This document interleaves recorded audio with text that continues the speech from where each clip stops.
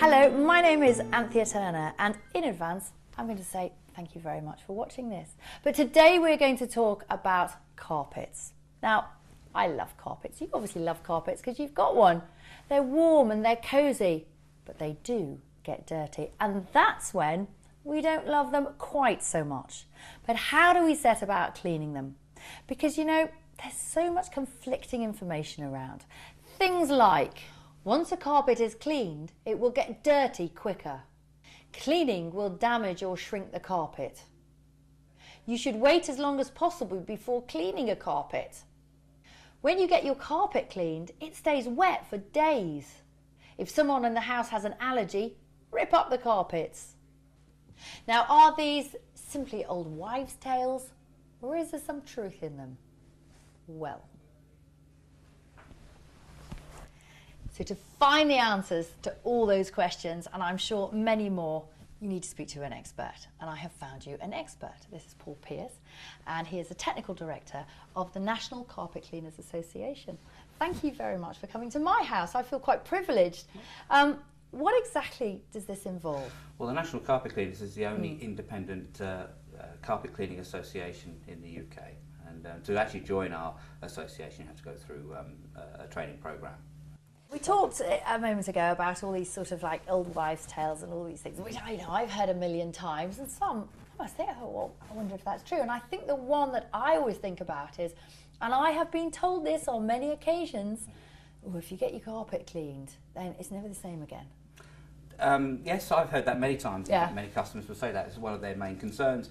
And some of the reasons go back many years. It was 20, 30 years ago. Now we've come along further. We've got tufted carpets. They're actually made in a different way, so they're more secure. Cleaning solutions and equipment is far superior today. We're actually using cleaning solutions that do not leave residues behind. So therefore we don't have that problem of where carpets get dirtier quicker. What's the worst thing that people do to their carpets, especially after we've spent so much money on them in the first place? Well, the first thing they do is the lack of maintenance. And in fact, one of the most important things I believe that should be done to a carpet is to actually add a protection to it. So in other words, that saves the day. If a spillage happens, then we can actually buy time to actually get some tissues and towels or whatever to block it. It aids the carpet. It actually helps the carpet to be vacuumed properly to release the dry soil that's in there. And if there's any spillages and what have you, it safeguards in many ways the penetration of that solution into the fibres of the carpet. Right. What about the? We talked about it as being an old wives' tale, but it's one I must admit that I've always thought, well, maybe that could be true. If you've got an allergy, that you're more likely to exacerbate that if you've got lots of carpets around. Well, that is a wives' tale in my mind, because we actually spend a lot of time in our homes anyway. I mean, and probably the most time is spent, if we think about it, is our bedrooms, because we spend 6 to 8 hours if we're sleeping properly and what have you.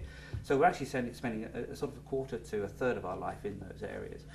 And I've heard people say, well, rip up the carpets, get rid of them, have hard floors and what have you. Well, even hard floors collect dust and soil, and those soils become airborne on a hard floor very quickly when you walk across them, or even animals and what have you walk across them, they kick them back into the atmosphere.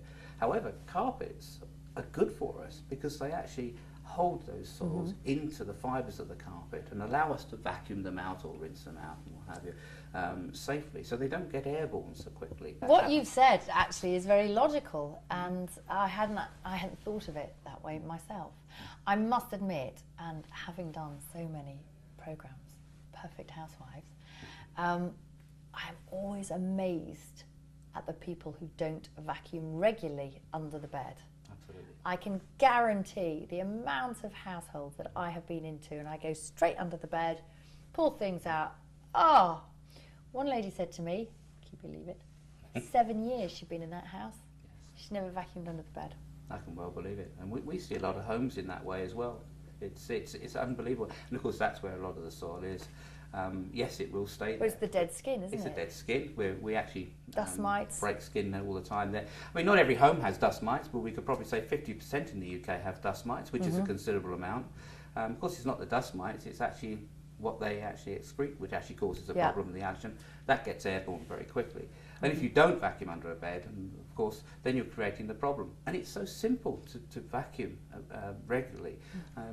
Not necessarily move the bed every day, but we used to spring clean. We don't do that anymore. People. Oh, Paul, we don't clean enough in my mind. We don't.